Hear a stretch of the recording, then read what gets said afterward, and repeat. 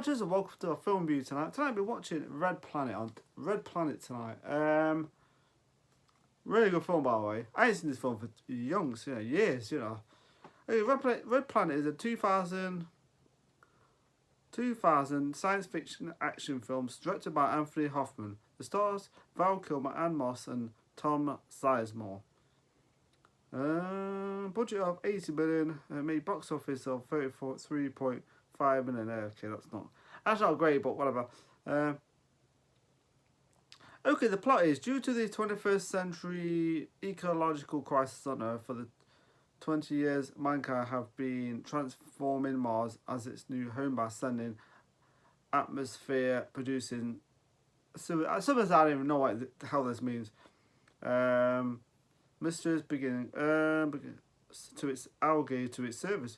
When oxygen levels mysteriously begin decreasing before the sensors died, Mars One is sent to investigate under Mission Commander Kate Bowman with a crew assistant of ecological co-pilot Ted Stanton, science fiction officer Bud Chandelas, mechanical assistant engineer Ruby Gallagher, and two civilians, bioengineer Quinn Bolchanel, and terraforming expert Chip Pentagill. Rule-breaking Gallagher is not Bowman's first choice, and the crew nickname him the Space Janitor. The two are drawn to each other. Yeah, Anna Moss. What can I say about her? Anna Moss. What? Yeah, she's beautiful. She's actually really attractive. I really like. She's a beautiful woman. Anna Moss. Oh my word. Sometimes you got to take a cold shower, but holy moly, she takes a shower and then she gets naked. I mean, that's the plus side of this movie. Seeing her naked in the shower, yeah, fantastic. See Anna Moss naked in the shower, fantastic. She's great actually. This is 2000. This is just after when she did the first Matrix film. Terrence Stamp in this, so yeah, Terrence Stamp from Superman and Phantom Menace. So anyway, these characters have to go to Mars because oxygen is decreasing, of course, and of course they don't know why. So they're not going to Mars, of course, and in Mars One, that's what it's called, the Mars One. So anyway, they end up going there. Of course, she gets left behind. They end up going down to the planet. She gets left behind, and she has to deal with the problems on the station. She has to keep in contact with Houston, of course, while they're down there. So anyway, they end up landing. Of course, they don't have they have a bit of a bumpy landing, literally. So when they drop down, these balloons freaking pop out from the and when they end up landing, they're just bouncing like that. And it's like, oh man, it's not a very good landing, but it's a landing that is, you come out of landing as you survive. It's a good landing for so. What's that thing when they say, if you come out surviving and it's a good landing. So anyway, Terrence Stamp's character gets injured. Of course, he stays behind. Some of the acting in this movie is actually pretty good. It's not like some of the best acting, but it's fine. The acting is actually quite decent in this movie. The cast do real well. See, Anna Moss in this is great. Her in the shower, that's a plus sign. So that's definitely a pro. That's definitely a pro, by the way. Anna Mish, I was like, it's hard to keep your eyes off her, that's for sure. So anyway, they end up landing this planet, of course. Now they've got, of course, but then they have to go to find. But then so they end up on this planet, and there's a part of this movie where one of the characters actually dies. The first character gets killed by more by accident more than anything, because you got two of the characters and they end up like standing at the side of the mountain, and then they start having this like one of the characters starts insulting. I can't remember the character's name, but he starts insulting him and like tell him to go away and stuff, and he punches him and then he falls down. It's like accidental, but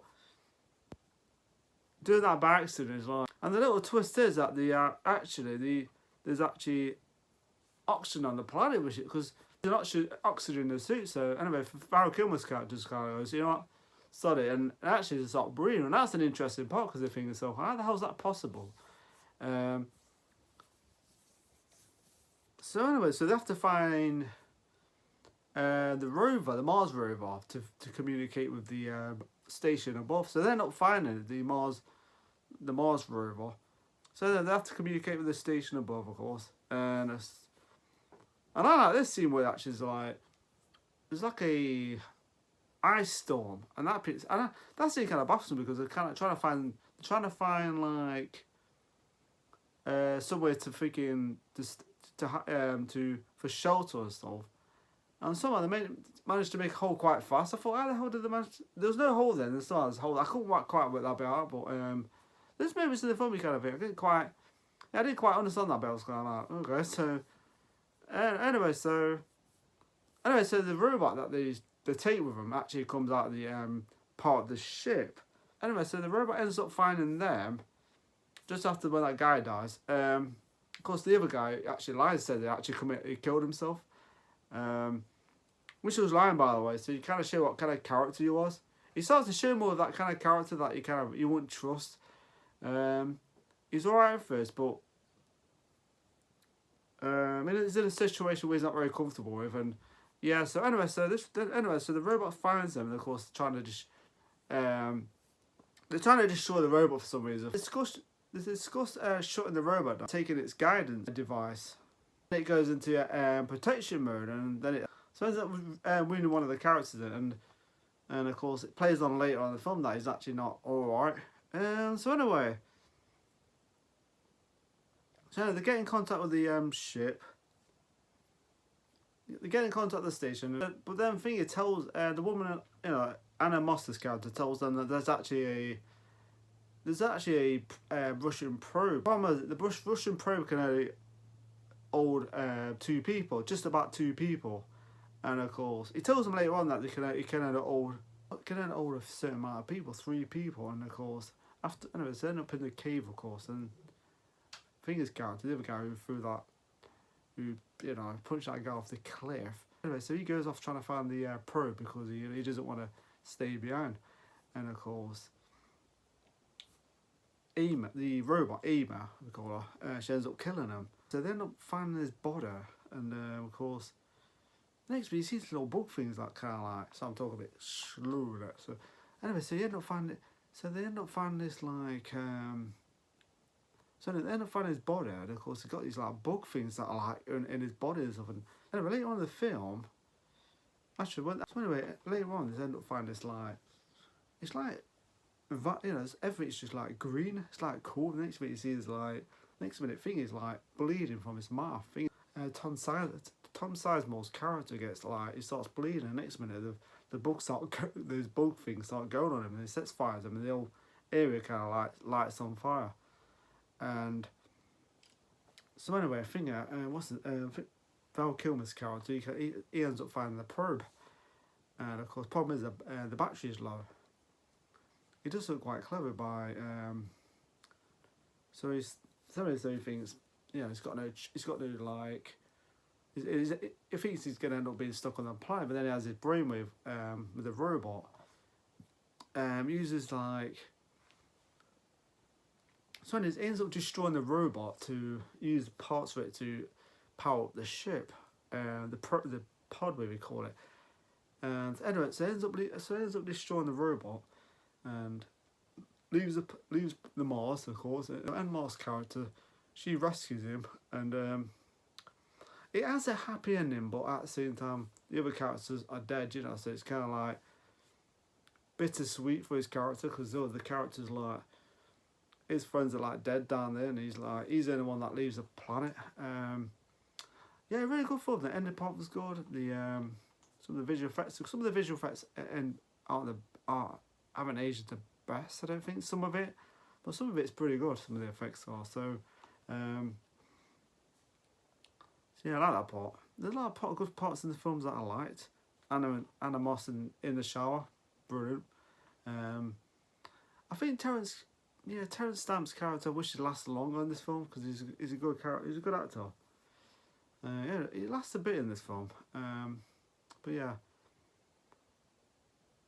So yeah, the last part was good. He has like a happy ending where they both kiss out then, of course. Really good. So yeah, good film though. Really good some good visual effects, like I said. So the pros and the cons. Pros and cons. Okay, the pros. Anna Moss, Carrie-S Moss. She's a pro. She's definitely a pro.